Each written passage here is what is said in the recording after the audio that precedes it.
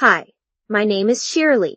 My name means my song in Hebrew. So if you're thinking of calling me Shirley, surely you can't be serious because that's not my name.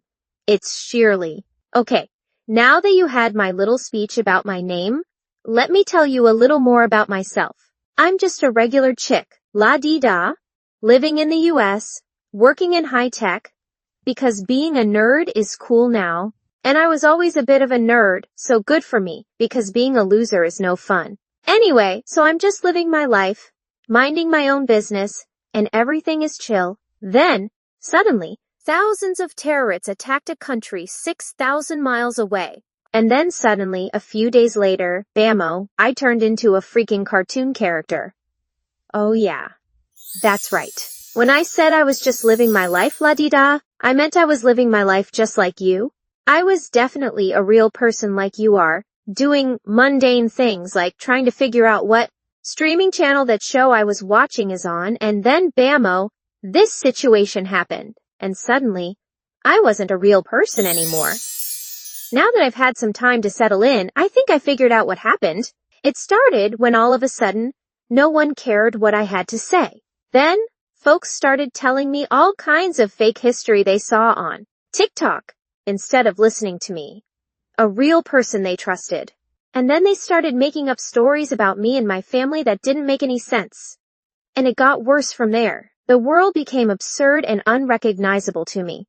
And then bammo, next thing I know, I'm a cartoon instead of a real person. I've been trying to figure out how to get out of here, but real people on your side of the screen weren't answering my calls. Their phones didn't even ring. Then it occurred to me, since I'm a cartoon now, in order to reach you, I can't simply make a phone call.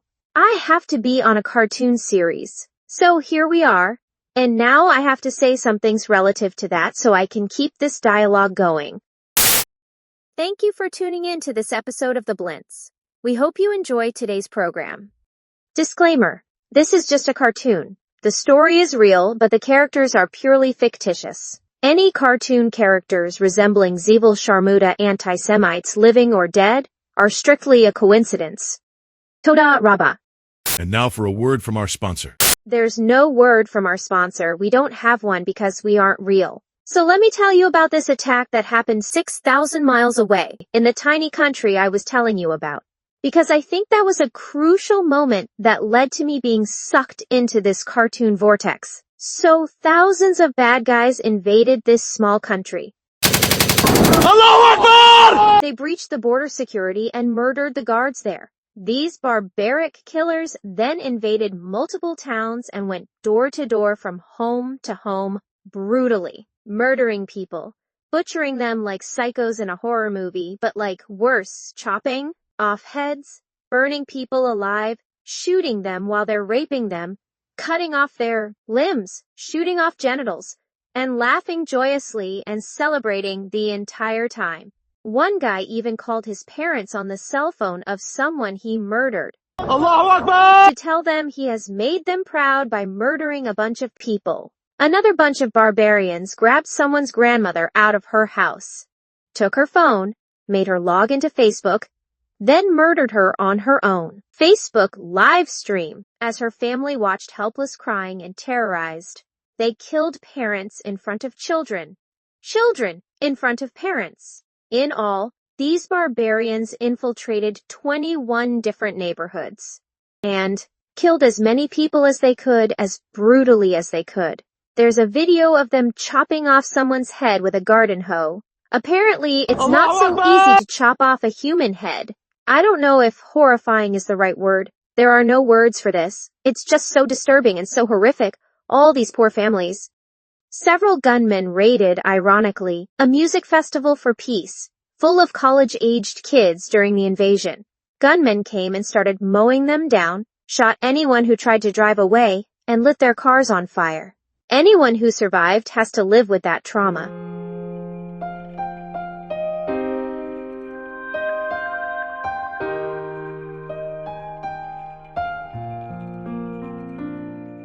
And then these creepy fathermuckers grabbed a bunch of innocent people. They had tortured, beaten, shot, and brutalized after murdering their friends and family and kidnapped them, dragging them over the border back to their lair where they tortured and held them hostage.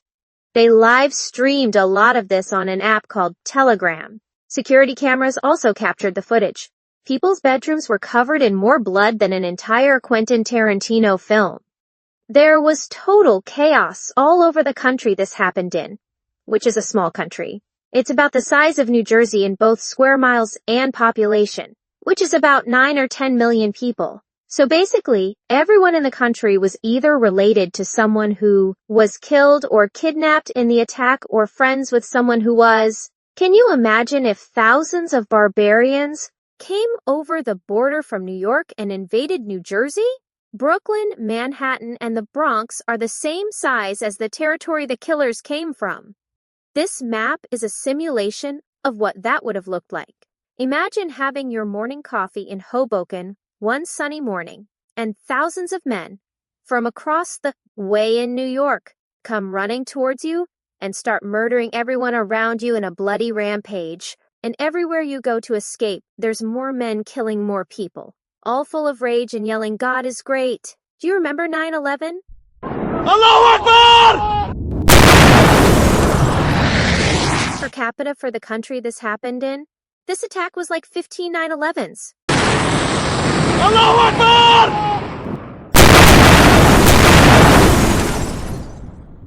The final death count was 1,200 people. 251 people were kidnapped into the territory the terrorists came from, and 4,500 people were wounded, some with gunshots, stabbings, and some had missing body parts altogether, anything from fingers to arms and legs. So many people were missing parts. The attack caused a crisis of amputee care across the entire country. Oh, and before I forget, the gruesome attackers also murdered 60 pet dogs. Kill every pet dog you see. Allahu Akbar!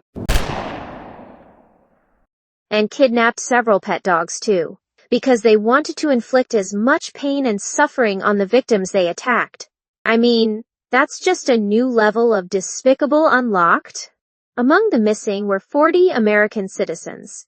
People like you and me who were on vacation or visiting friends or family who live there, or volunteering to help this country because it has such brutal enemies. Enemies they don't want. They just want to live in peace and quiet. The small country wants peace so badly, it tried to make peace with the killers about a dozen times. The killers refused every time and said there will be no peace until everyone in your small country is dead. The killers continued to sneak over the border and murder people. Here's an example. They blew up this Sparrow pizza place, killing 16 innocent people and wounding 130. Allahu Akbar! They often came across the border, pretending they were there for legitimate reasons. And then, once over the border, they would kill more people. Allahu Akbar! And more people. Allahu Akbar!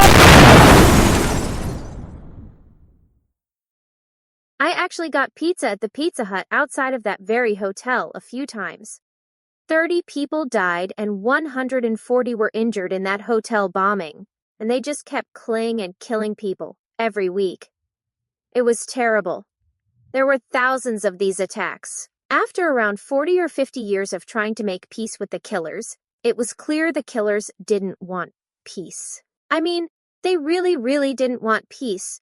The killers actually elected a new government that ran on the campaign promise to murder every last person in the small country.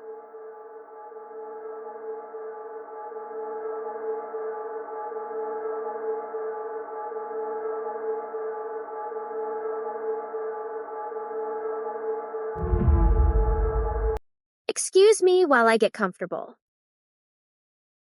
Finally, the small country ended up building a wall along the border to keep the killers out. Just like they had to do on Game of Thrones to keep out the White Walkers. Except this wall is in the desert. So there's no ice. The Watchers of the Wall would let people from the killer's side come into their country for jobs, medical care, or to pray at holy sites, or for other legitimate business. But only if the people from the killer's side had passed a security check proving they were not a threat. The killers were really persistent, though, like Jason, the murderer in the hockey mask, in the Friday the 13th horror movies.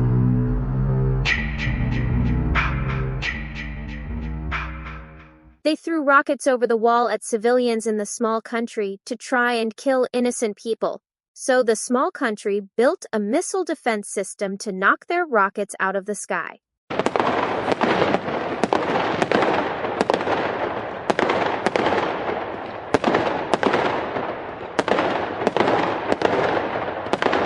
Then the killers began to tunnel under the wall to sneak across the border to kill people.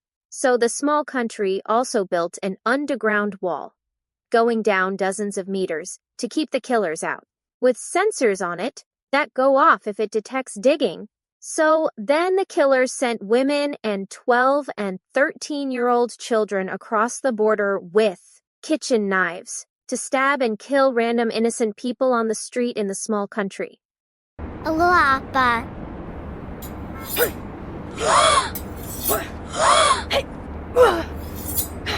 al-aqsa.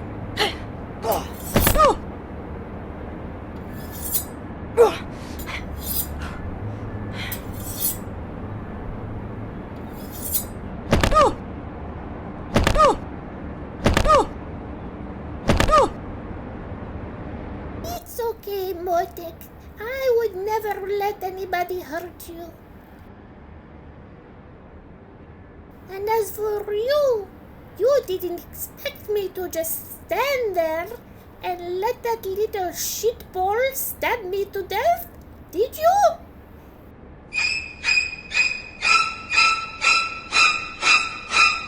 If you don't like how I make defend myself, I will kick your ass next. That's one tough sapta. I mean, granny. Sapta is what I called my grandmother. It's Hebrew. Anyway, so by now, you've probably figured out that the small country I'm talking about is Israel and the killers are the Palestinians. And that massacre I was telling you about was the October 7th, 2023 massacre. But you see what happened was, the Palestinians, who are not a minority, have been posing as an endangered ethnic minority for decades and decades. I say posing, because they're not really a minority, so if you think they are, congratulations, you're a big sucker.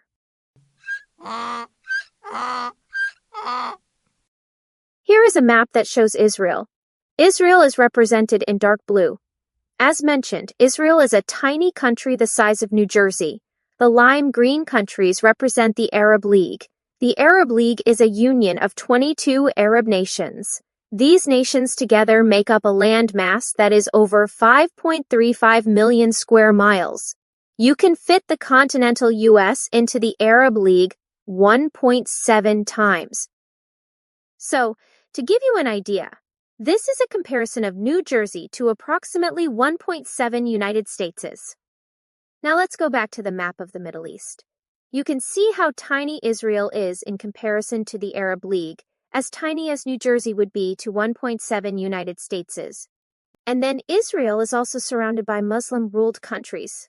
Those countries are in the red when you add the 22 states of the Arab League, which prioritize Muslims and govern by Muslim laws and want everyone to be Muslims. And these Muslim countries in the red, which also prioritize Muslims and govern by Muslim law and want everyone to be Muslim, you can see that tiny Israel is surrounded by 57 Muslim-dominated ethnostates. But no one talks about those states or how they are constantly killing ethnic and religious minorities in the region. They act like Israel, which is a democracy and gives equal rights to citizens with a variety of religions. Is this giant ethno-state conquering this poor Palestinians, who keep attacking Israelis because they are part of the Muslim majority of the region that kills minorities? That's really the conflict in a nutshell. There are lies going around that the Jews stole the land of Israel from the Arabs, but that's simply not true. Arabs actually came from the Arabian Peninsula and spread out from the area around Mecca, conquering and colonizing the entire region and erasing the native identities, languages, traditions, and religions of the people who lived in all the lime green areas. All of those people think they are Arab and Muslim now. They have forgotten who they used to be.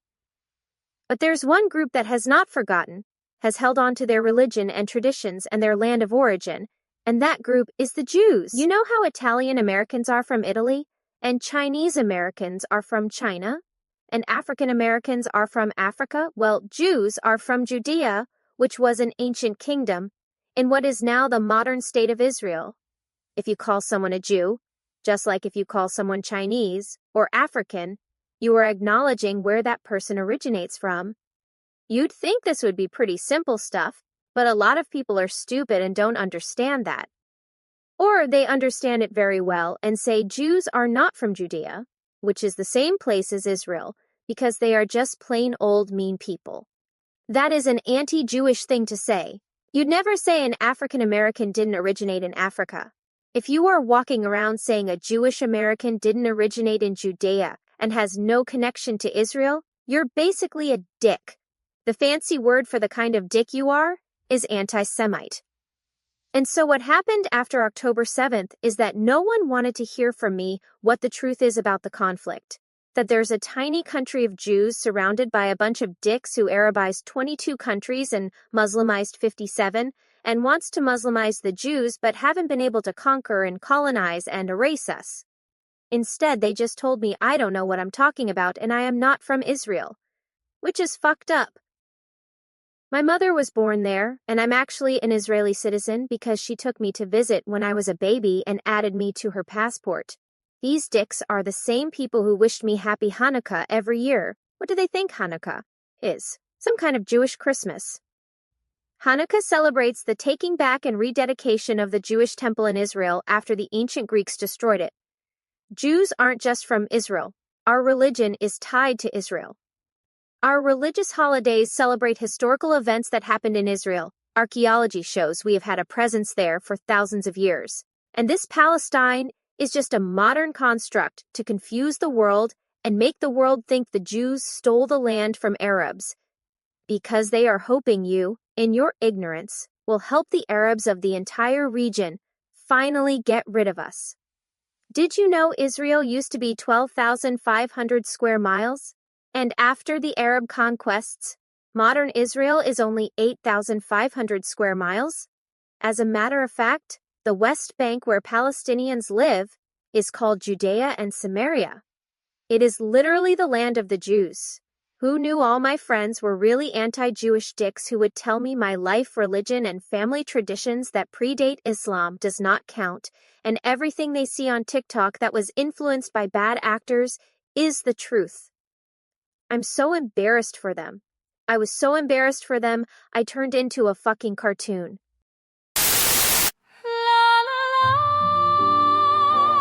Everything was fine. La, la, la. All my friends were kind. La, la, la.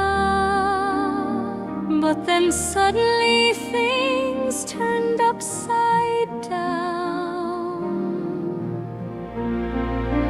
La, la, la. I know exactly how. La, la, la. My friends became really fucking awful. I can't even tell you. It's not like I did anything. I'm still me. But suddenly they want me dead. La, la, la. And you can clearly see. La, la, la. What suddenly happened to me. La, la, la. I'm a cartoon now. How it happened. I know exactly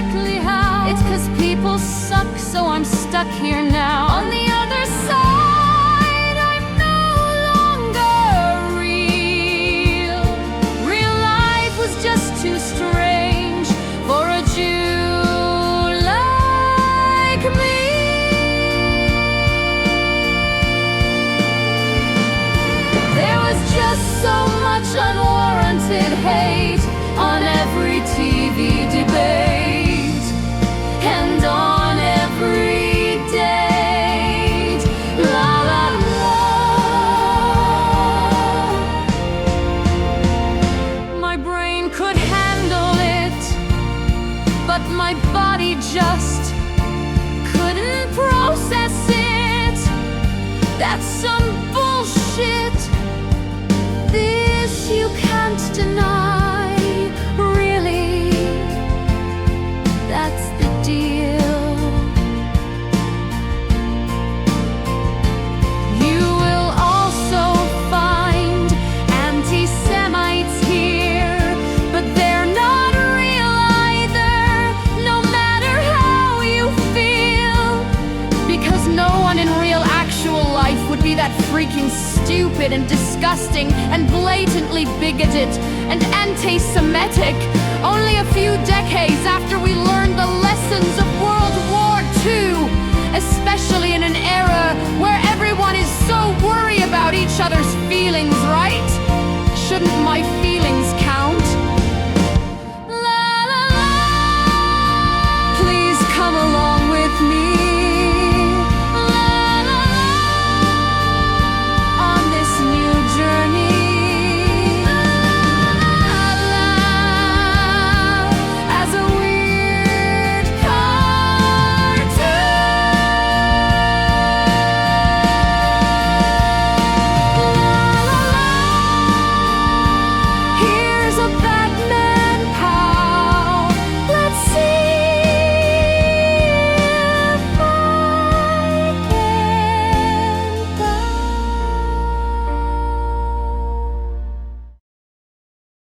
Thanks for watching the Blintz. Please tune in next time. Maybe you can help me and the others who turned into cartoons. Oh, there are others. Get back to the real world. Shalom ve'lehitraot.